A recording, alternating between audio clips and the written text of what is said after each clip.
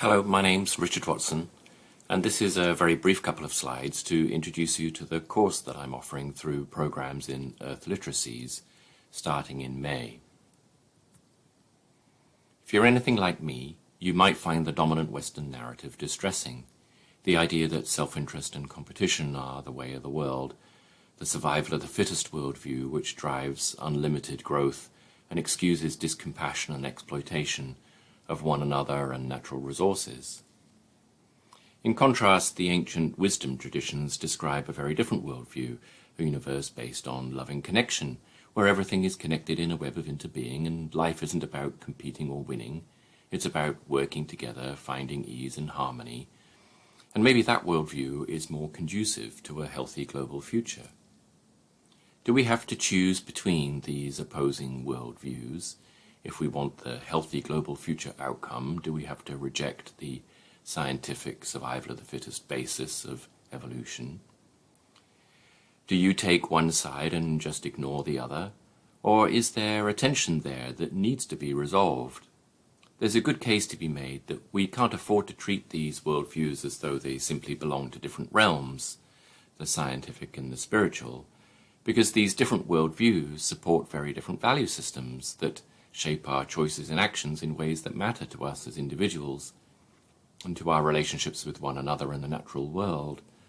And reconciling these views would require a fundamental shake-up of something, either the spirituality or the science.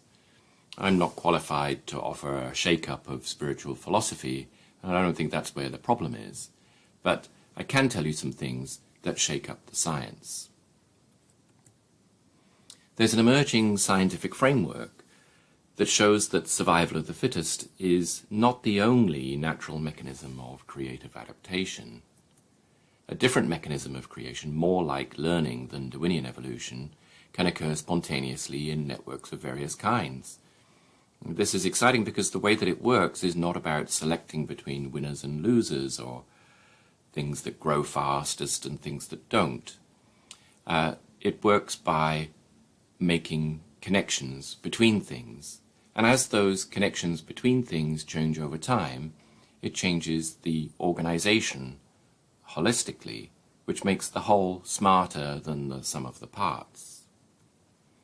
These new scientific insights have the potential to turn the survival of the fittest value system on its head, enabling it to reconnect with the spiritual worldview it's previously rejected.